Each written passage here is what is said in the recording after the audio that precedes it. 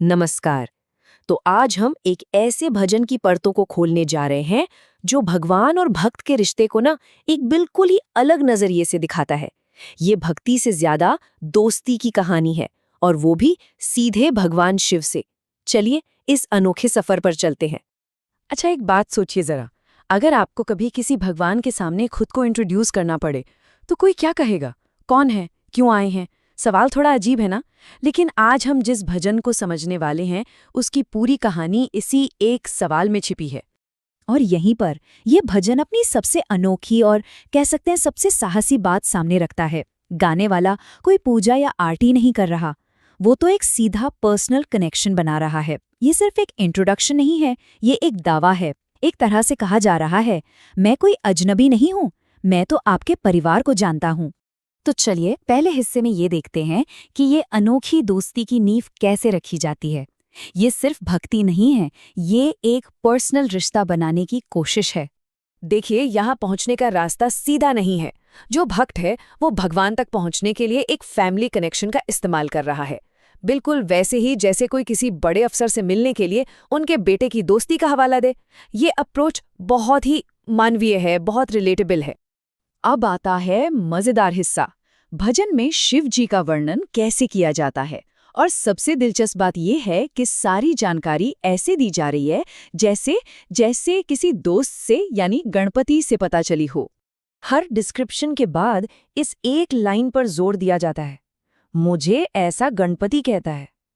मतलब ये कोई सुनी सुनाई बात नहीं है, ये तो दोस्त से मिला इनसाइडर इन्फॉर्मेशन है। ये बात पूरे वर्णन को और भी ज्यादा पर्सनल और सच्चा बना देती है। तो यहाँ सिर्फ शिवजी के रूप की बात नहीं हो रही है, गणपति के जरिए हमें उन गहरे सिंबल्स का मतलब भी समझ आ रहा है। 3 आंखें जो भौतिक दुनिया के पार देख सकती हैं, सिर पर चांद जो समय और मन पर नियंत्रण का प्रतीक है, और बालों से निकलती गंगा जो जीवन देने वाली, पवित्र करने वाली शक्ति है। अच्छा, तो बाहरी रूप की बात तो हो गई। अब भजन उनके स्वभाव की ओर गढ़ता है, उनकी निडरता की ओर। गाने में एक शब्द आता है कैलाशवासी। अब ये सिर्फ उनका एड्रेस नहीं है, इसका मतलब है वो जो कैलाश पर रहते हैं, जो दुनिया की मोह माया से दूर एक योगी हैं। उनका घर ही उनके तपस्वी स्वभाव को दिखाता है। और ये भजन इस बात पर बहुत जोर देता है कि शिवजी को आम डरों से कोई फर्क नहीं पड़ता। मतलब जिन चीजों से पूरी दुनिया डरती है, चाहे वो भूत प्रेत हों या जहरीले सांप, वो तो उनके लिए आम है, उनके साथी हैं। इससे पता चलता है कि वो डर से कितने परे हैं।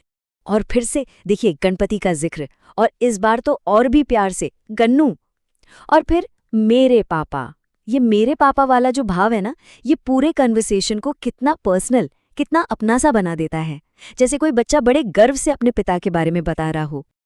ओके, तो अब बात करते हैं उन चीजों की जो हमेशा शिवजी के साथ दिखती हैं, उनके दिव्य प्रतीक, उनके डिवाइन सिंबल्स। त्रिशूल, डमरू और नीलाकंठ ये सिर्फ एक्सेसरीज नहीं है, हर एक का एक गहरा मतलब है।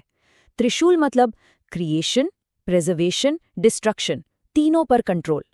डमरू वो कॉस्मिक साउंड, ब्रह्मांड की धड़कन है जिससे सब कुछ शुरू हुआ। और नीला गला वो तो उनके त्याग की कहानी है, कैसे उन्होंने दुनिया को बचाने के लिए जहर पी लिया था। और इतनी सारी पावर, इतने पावरफुल सिंबल्स के बीच गाने वाला एक बड़ी कोमल, एक बड़ी प्यारी सी बात कहता है, आप कितने प्यारे हैं। मतलब इतने शक्तिशाली भगवान में भी एक मासूमियत, एक प्यार ढूंढ लेना, ये बहुत खूबसूरत है। और अब हम आते हैं भजन के क्लाइमैक्स पर, उस पॉइंट पर जहां ये सिर्फ एक वर्णन नहीं रहता बल्कि एक डायरेक्ट अपील बन जाता है। यहां आकर ये साफ हो जाता है कि असली मकसद क्या था। ये जो पूरी यात्रा थी, ये जो सारी बातें बताई गईं, वो सब इस एक पल के लिए था। वो सिर्फ सुनने नहीं बल्कि खुद देखने और अनुभव करने आया है। बस यही इस भजन का दिल है। एक भक्त अपने भगवान से सीधे सीधे दोस्ती का हाथ बढ़ाने के लिए कह रहा है। ये वो पल है जो डर, श्रद्धा और दूरी की सारी दीवारों को तोड़ देता है। और इसी एक लाइन से ये प्रार्थना एक श्रद्धा भरी पूजा से बदलकर एक रिश्ते की गुजारिश बन जाती है। ये भक्ति के पारंपरिक आइडिया को ही एक तरह से चैलेंज करता है। तो आखिर में ये भजन हमें एक बहुत गहरे सवाल के साथ छोड़ जाता है। आस्था का स्वभाव क्या है? क्या भगवान के साथ हमारा रिश्ता दोस्ती का हो सकता है? क्या हम ईश्वर को एक दोस्त की तरह देख सकते हैं?